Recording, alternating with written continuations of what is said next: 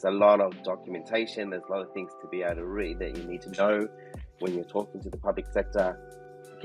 Answering some of those questions, there's so much information out there that people probably won't even understand. So going to an AI agent that could answer those questions or direct them into the right location to find that information, really where public sector will see the advantages of AI.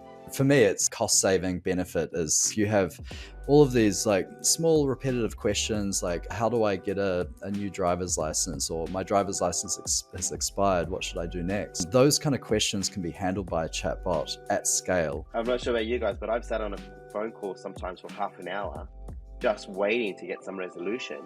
Whereas if I would have spoken to an AI agent to be able to get things answered for me and processed and actioned, I'd be much happier. And I wouldn't need to be sitting on the phone for hours just waiting for them to answer me.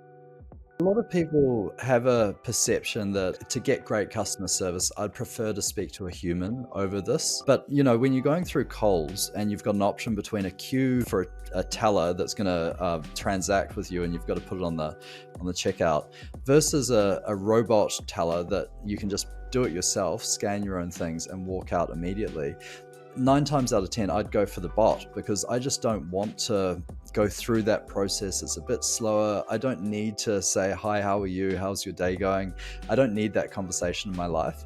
I'm just in and out. And I feel it's the same way for government services. Like to Paul's point, that 30-minute queue, I'd much rather immediately talk to someone, immediately have my question answered and then get out than speak to a human. And humans are inconsistent. You may speak to one human and get a different experience to another. And I'd much rather just the correct level of service.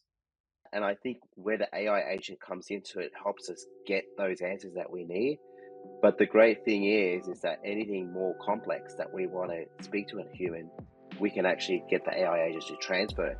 And then it allows that live agent to have all the background information to that, to be able to then process and continue with the conversation much quicker than it would be if someone was trying to transfer one person to the next.